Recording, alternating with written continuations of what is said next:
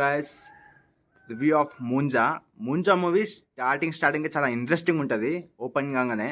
కాకపోతే మళ్ళీ కొంచెం డౌన్ అయిపోయినట్టు అనిపిస్తుంది, మళ్ళీ కొంచెం అప్ అవుద్ది.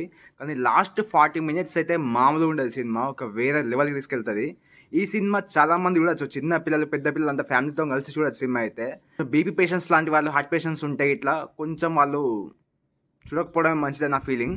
కానీ మూవీ అయితే మామూలు లేదు. లాస్ట్ 40 minutes నాకు బాగా నచ్చింది సినిమా. హర్రర్ ఎలిమెంట్స్ చాలా ఉంటాయి సినిమాలో అయితే, చాలా భయపడే సీన్స్ ఉంటాయి.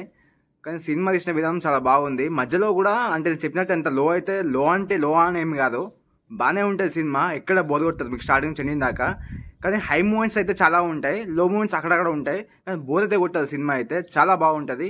చూడడం వాళ్ళు చూసేయండి, బెస్ట్. అండ్ ఇంతకుముందు ఈ సినిమా హిందీలోనే ఉంది, కానీ ఇప్పుడు తెలుగులో కూడా వచ్చింది. ఈ సినిమా డిస్నీ ప్లస్ హాట్స్టార్లో ఉంది.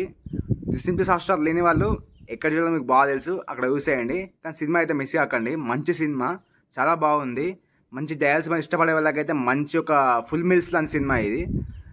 ఫ్యామిలీతో కలిసి చూడవచ్చు. మళ్ళీ ఎలాంటి రొమాన్స్ అలాంటి సీన్స్ అయితే ఏమి ఉండవు. మంచి ఫ్యామిలీతో కలిసి హ్యాపీగా చూసేయచ్చు, భయపడచ్చు, కొంచెం కామెడీ ఉంటే నవ్వచ్చు, అన్ని టైప్స్లో ఎంజాయ్ చేయవచ్చు.